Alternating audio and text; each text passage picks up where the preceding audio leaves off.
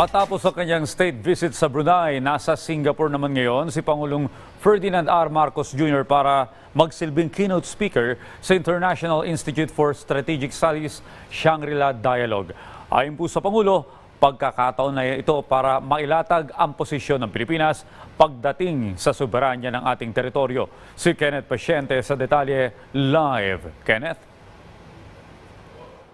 Audrey, magiging siksik ang schedule ni Pangulong Ferdinand R. Marcos Jr. sa huling araw ng kanyang 3-day working visit dito sa Singapore.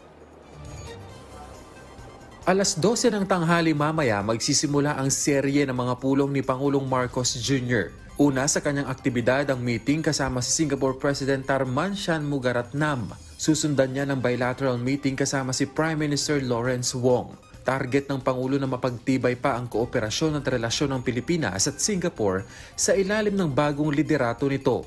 Mamayang hapon magkakaroon din ng pulong ang Pangulo kay Singapore incoming Minister Lee Hsien Loong na siyang nangumbida kay President Marcos Jr. na muling bumisita sa Singapore.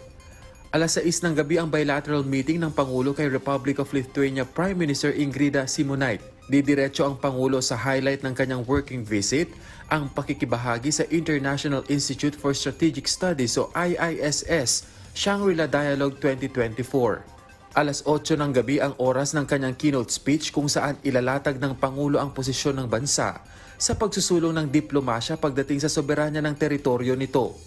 Inaasahan ding sasagot sa ilang katanungan ng Pangulo mula sa participants ng IISS bago ang kanyang nakatakdang pag-uwi sa Pilipinas.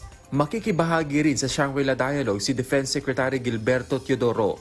Dadalo siya sa high-level plenary sessions na tatalakay sa defense at diplomacy issues, gayon din ang pakikipagpulong sa defense ministers mula sa ibang bansa. Makikipagpulong din ang ibang DND officials sa kanilang counterparts upang talakayin ang defense programs at projects.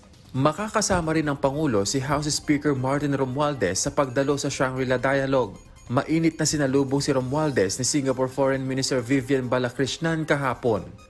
Sa anunsyo ng IISS Secretariat, kabilang sa kumpirmadong dadalo sa IISS ay sina Indonesian President-elect Prabowo Subianto at US Secretary of Defense Lloyd James Austin III.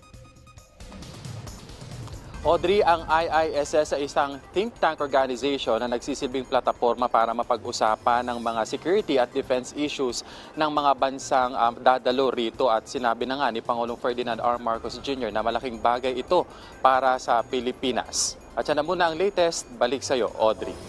Maraming salamat, Kenneth Pasyente.